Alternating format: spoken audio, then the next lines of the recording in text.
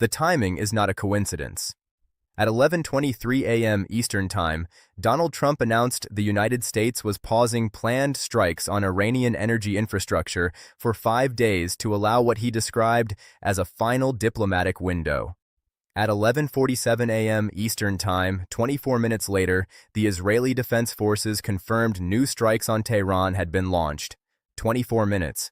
That gap between an American president announcing a diplomatic pause and Israel opening a new military operation is being read in Washington, Tehran, Beijing, and every capital watching whether the United States and Israel are operating as a unified strategic actor or as two governments whose relationship is visibly fracturing under 26 days of war. Before we go deeper, hit the subscribe button right now and turn on notifications. What happened in those 24 minutes between Trump's pause announcement and Israel's new strike is the most important diplomatic and strategic story of this entire conflict. Subscribe now. I will wait. Trump's statement at 11:23 a.m. Eastern described a 5-day window for Iran to respond to what he called a final American proposal. The proposal's specific language has not been disclosed. The statement said the United States would not execute planned strikes on Iranian energy infrastructure during the window.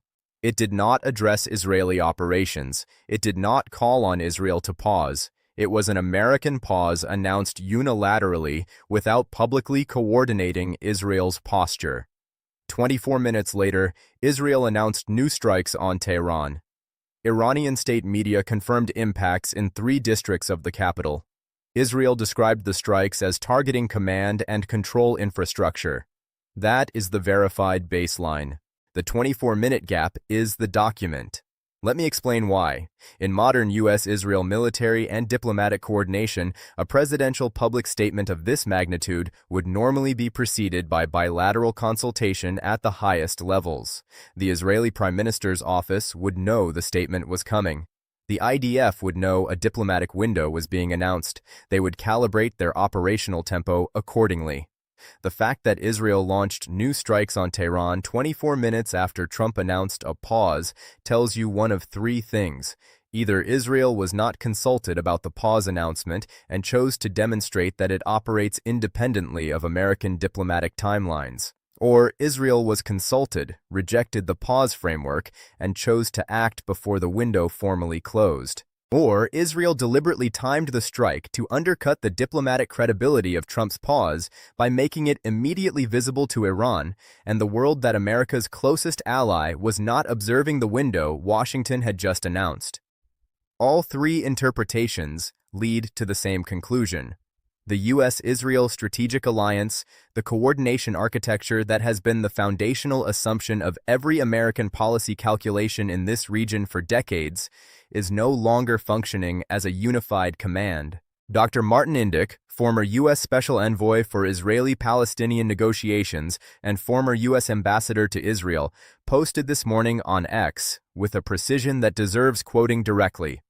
He wrote that Israel's strike timing after Trump's pause announcement raises the fundamental question of whether the United States retains meaningful influence over Israeli military operations. That is not a partisan characterization. That is a former senior American diplomat using exact language to describe an exact situation. The United States announced a diplomatic window. Israel launched strikes into it. Whether Israel had the right to do so is a separate question from whether America's stated position has any operational meaning if its closest ally publicly disregards it within 24 minutes. Now, what nobody is covering with sufficient depth. Trump's 5-day pause announcement and Israel's immediate strike are not simply a coordination failure. They are competing strategic visions made visible simultaneously. Trump's vision, as expressed in the pause language, is a war that ends with Iran's capitulation to a specific demand set and American credit for the outcome. Israel's vision, as expressed in the continuous strike tempo, is a war that ends with Iran's military and governmental infrastructure so damaged that it cannot threaten Israel for a generation, regardless of any negotiated outcome. Those two visions are not compatible. A negotiated outcome that gives Trump a diplomatic victory requires Iran to have something left to negotiate with. An Israeli campaign designed to leave Iran with nothing to negotiate with prevents the diplomatic victory Trump is trying to construct. Every time Trump announces a diplomatic opening, Israel has a structural incentive to close it militarily before Iran can use it. And every time Israel closes it, Trump's leverage over Iran decreases because Iran has no incentive to negotiate with a party that cannot deliver its allies compliance. Okay, I have to be fair. The other side has a point. First, the 24-minute gap does not definitively prove lack of coordination. Israeli strike packages are planned and authorized hours or days in advance. An operation that was already authorized and in motion before Trump's announcement may have been impossible to abort in that window without revealing operational information about the mission to Iranian intelligence through the abort process itself.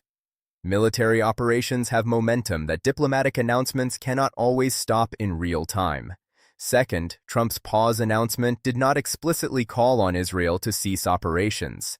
It announced an American pause on American strikes on energy infrastructure. It is possible that the coordination model was deliberate division of labor, with America pausing on one category of targets while Israel continued on others.